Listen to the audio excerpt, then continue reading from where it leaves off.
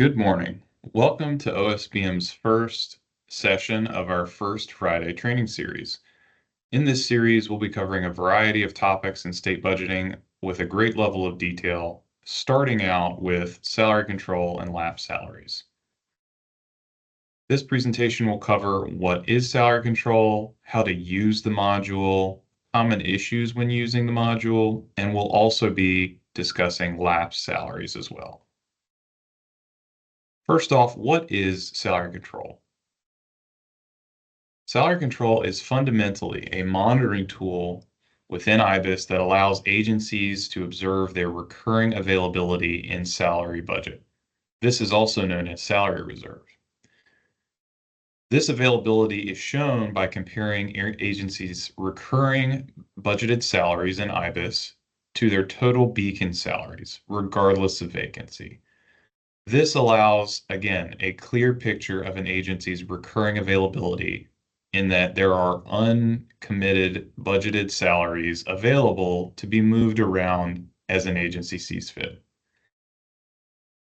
In addition, it compares IBIS FTE with Beacon FTE in order to ensure that an agency is balanced between their budgeted FTE and those in payroll.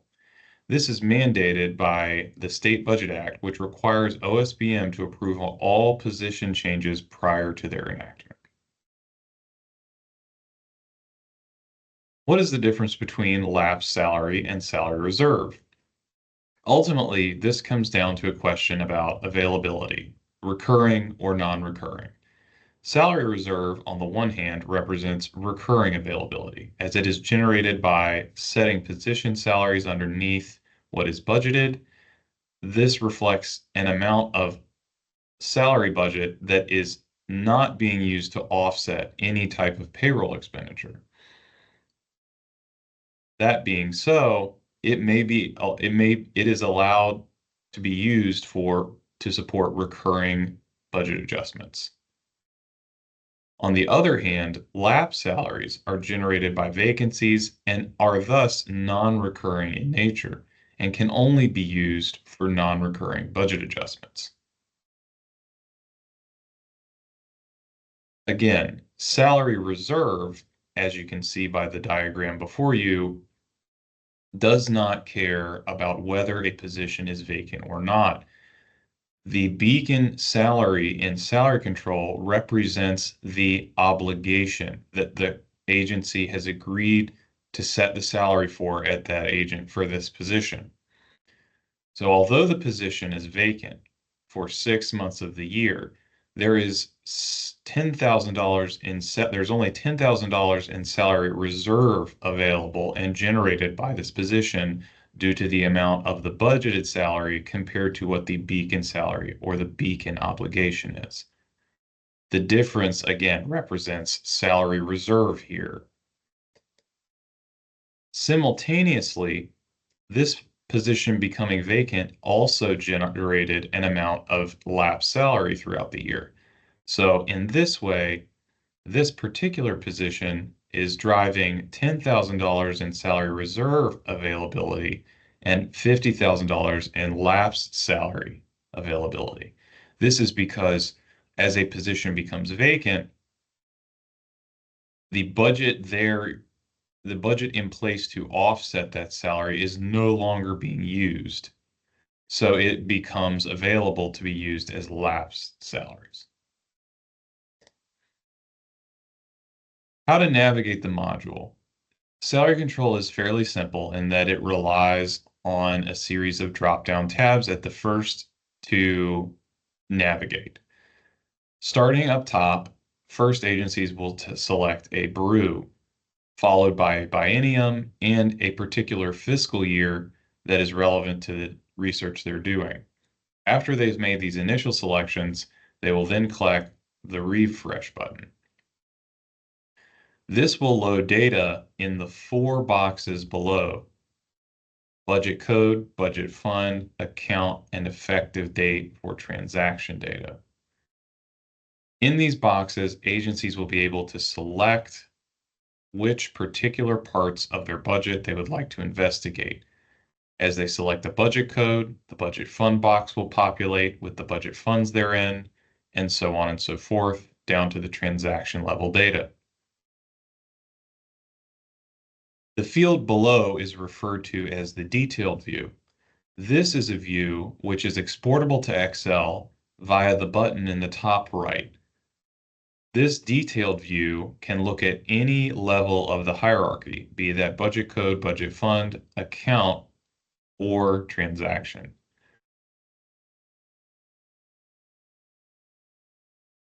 Ultimately, these screens are showing two things. One is a comparison between an agency's budgeted IBIS FTE and an agency's budgeted Beacon FTE.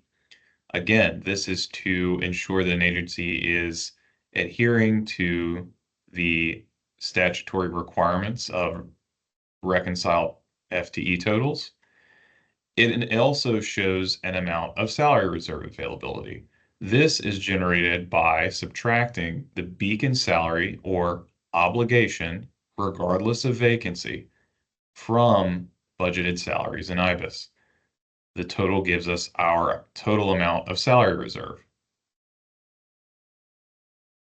So the data informing these totals comes from two separate systems. On the budget side, it is IBIS. On the payroll side, it is Beacon. From budget, IBIS, Salary Control receives information from the BD 307 as well as budget revisions with a position tab. From the Beacon side, changes are done through personnel change requests, or PCRs, are imported on a nightly basis, which reflect any adjustments that have occurred on the payroll side. The data from Beacon comes to Salary Control in two separate files. One, the summary file, is used to inform the totals seen in the budget code, budget fund, and account fund source totals data. The transaction file generates data at the transaction level in the transaction view.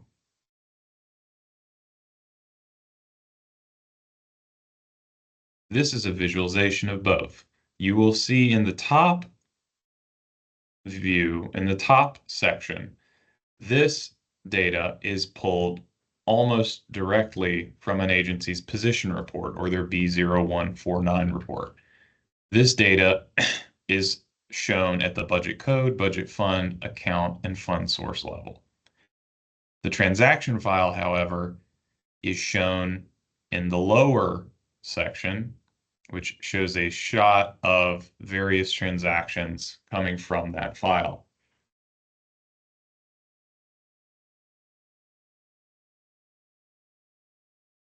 A couple of notes about Beacon transaction data and Beacon summary data.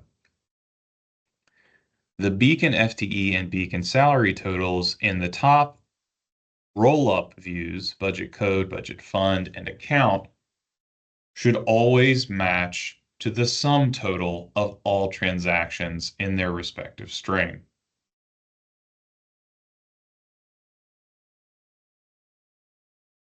Transaction data is exportable to Excel, and this is a much more legible way of interpreting and reading this data. This transaction data contains a number of different fields that are unique to the transaction data and are not shared by the summary data seen in the slides previously. Each field is listed to the right. Transaction ID refers to is a unique number for each individual transaction. Actual date refers to when the transaction was approved in real time. Effective date refers to the date when the transaction should have taken effect. Position number refers to the position impacted by that particular transaction. IBIS and Beacon FTE is the increment of the FTE that was adjusted or impacted by this transaction. Please note that it is not a refresh total, but it is an incremental change. IBIS budget and Beacon salary shows the incremental increase or decrease of salary or budget changed by this transaction. Salary reserve represents the total reserves generated or consumed by this transaction. Transaction source indicates which system the transaction came from, and the note field communicates a number of transaction details that are unique to each system. There are two notes you will see from the IBIS system. BD 307, this notes that the entry is the certified budget, which loads at the beginning of each biennium, or budget revision, which will show the budget revision number as a reference to aid in researching and troubleshooting. There are three Beacon notes you'll see. Current salaries, which is the starting salary and FTE according to Beacon at the start of each fiscal year. Beacon action, which lists the position number, the new salary, and the last name of the employee impacted by the transaction. And system correction, which occurs when a transaction is missing from the transaction file, even though a change is observed in the summary file. This transaction forces the transaction file to match to the summary file. Sometimes, as was mentioned just moments ago, Beacon actions do not generate transactions, but the change is still observable in the summary file. Currently, OSBM is unsure why certain transactions are missing from the transaction file each night. However, the mechanism we use to account for that change is referred to as the system correction. This system correction generates a transaction that forces a match between the transaction file and the summary file. This occurs whenever the summary file does not equal the sum total of the transaction file. Please note that system corrections are rolled up. This means that the missing transactions may be related to multiple position actions.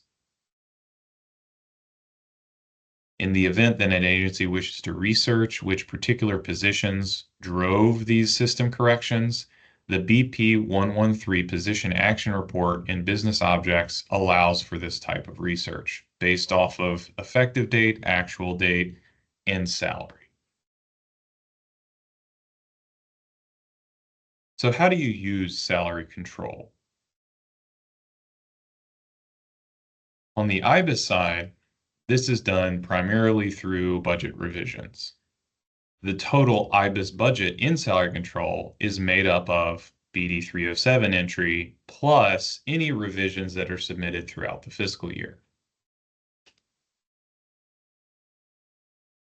It's important to note that the position tab is an extremely important component of completing a salary revision correctly so that it interfaces with salary control. Position tab entries are the primary mechanism that sends data to salary control, which causes the IBIS budget totals to adjust. Requirements tab entries, on the other hand, while equally important, only send data to budget reports. So this would be to your RK325 or your BD 701 or any other reporting in IBIS or NCFS. The position tab entry is required for any adjustments that shift budgeted FTE at the account and fund source level, as well as any budgeted salaries adjustments that occur at the account and fund source level. Please note that in its current form, salary control does not have visibility on a number of lower level segments in the NCFS chart of account string. For agencies that budget at these lower levels, such as AMU, program, or project, position tab entries may not be required. However, it is best practice to match strings between requirements entries and position tab entries in order to preserve future functionality as IBIS is continuing to build out various reporting to address this issue.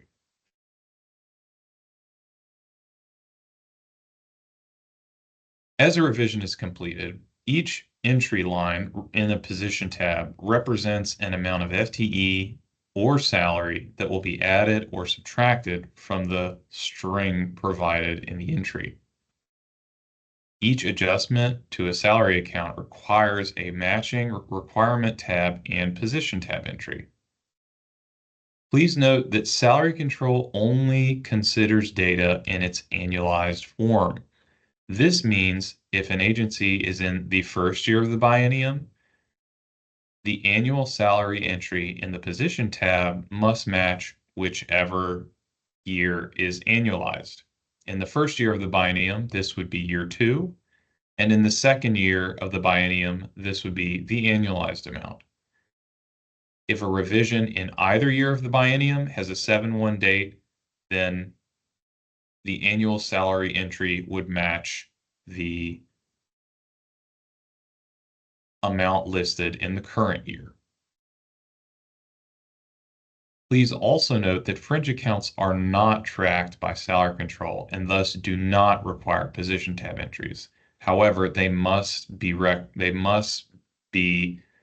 reflective of the current rates that are used in the fiscal year in which the revision is submitted.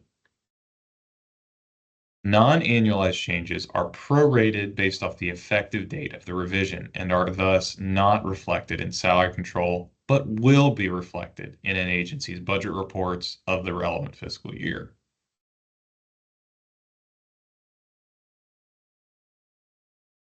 After a revision is approved, it will be posted in salary control the following day and be visible in the transaction file of the relevant string. As you can see here, position 650, 4,500, and the relevant adjustment to FTE and annual salaries has posted in the transaction file below.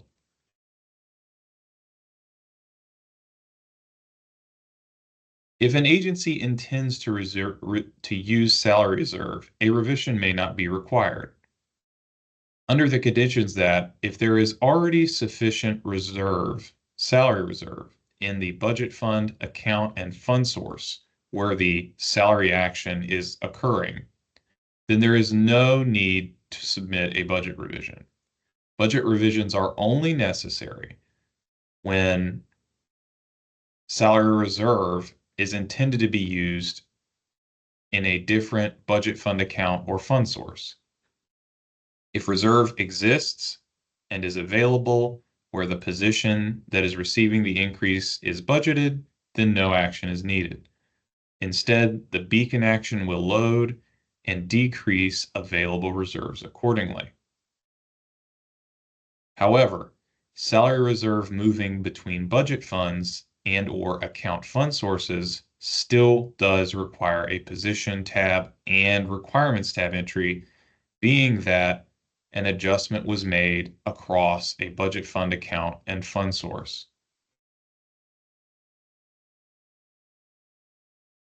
Beacon actions, again, also inform the totals observable in salary control. The beacon totals are made up of July 1 salaries and FTE, plus any salary actions or fund shifts that occur throughout the fiscal year in the beacon system.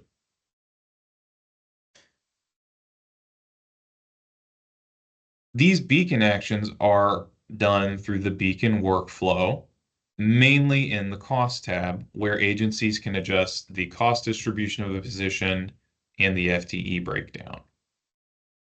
After adjustments have been made, FTE and salary adjustments load to salary control once this is complete on a nightly basis. Again, any changes made on a given day will be reflective the following business day.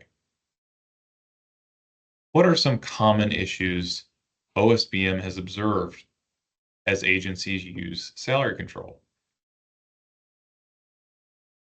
Firstly, Beacon actions without an IBIS revision. If a position action increases total salaries above what is budgeted, a revision must be submitted. Similarly, if a beacon action changes where an FTE is budgeted, a revision must also be submitted. Failing to do this will result in skewed salary reserve totals that may undercount what an agency actually has available. One-sided position transfers. This occurs either on the beacon or the IBIS side when a position is being transferred, but the change is only reflected in one of the two systems. Any changes to an FTE's source of funding must be adjusted in both systems. Imbalanced position tab and requirements tab entries. Revisions that make annualized adjustments using a 7/1 effective date to salary accounts must have matching requirement and position tab entries.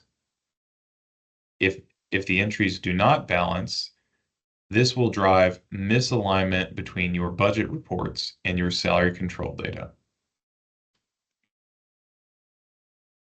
IBIS revisions without position tab entries. If a revision does not contain position tab entries when it is needed, the change will not be reflected in salary control in that fiscal year, but will be reflected in your budget reports. This, again, can be a source of misalignment between budget reports and salary control. Submitting position and requirements tab entries on separate IBIS revisions. Using two separate revisions to account for a single salary adjustment increases the risk of misalignment between IBIS budget and salary control and an agency's budget reports. Not submitting IBIS revisions to re-establish time-limited positions. Certain agencies choose to budget time-limited positions on non-recurring 12 types each year since the funding is not technically available on a recurring basis, but is instead renewed on an annual or biannual basis. There's no problem with budgeting in this manner. However, agencies that do this need to keep in mind that at the start of the fiscal year, their salary reserve totals will be dramatically understated until they re-establish those positions. Finally, lapsed salaries. Lapsed salaries represent non-recurring availability in an agency's budget that is largely driven by position vacancies. The State Budget Act allows agencies to expend lapsed salary savings for non-recurring purposes or line items. Lapsed salaries may be budgeted on both Type 12 and Type 14 revisions, and agencies have the authority to budget up to 50% of projected lapsed salaries for each fiscal year. Please note that all lapsed salary revisions must be non-recurring, since the availability it generates is non-recurring in nature. And all users, when completing lapsed salary revisions, must be sure to select the lapsed salary box and relevant fund source on the revision. The State Budget Act requires OSPM submit an annual report to GovOps on agency lapsed salary usage, and the lapsed salary box is the only mechanism we have available to correctly collect data on the subject. Currently, there is not an IBIS or NCFS report that explicitly shows generated or projected lapsed salaries. Instead, manual calculation is required for these types of estimates. For available lapsed salaries, agencies will compare year-to-date expenditures in salary and fringe accounts to prorated authorized budget. For projections, they will compare authorized budget to an estimated year-end personal expenditures.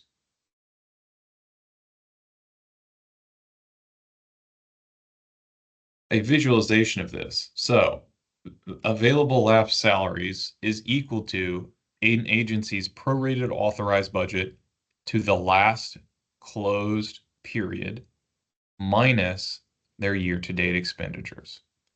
In the example below, This agency's authorized budget is 1.2 million. This will be divided by 12 to get an idea of what the budget is on a month-by-month basis for this account stream. The report, the 701 pulled here, is for December, as it is the last closed period. Multiplying the prorated budget by the last closed period equals $600,000. Currently, year-to-date actuals are $550,000. This means there is an estimated $50,000 in available lapsed salaries at this point in the fiscal year. For a projection, the opposite is done. Agencies will compare their authorized budget to a prorated projection of their year-to-date expenditures. To do this, agencies will divide their current year-to-date actuals by the period number of the last closed period, in this case, December, the 6th month. Dividing year-to-date actuals by 6 and multiplying by 12 gives us a projection, a straight line projection of where at the current trajectory expenditures should be at the end of the year. In this case, it's 1.1 million. That leaves this agency with a $100,000 projection of available lapsed salaries at the end of the year.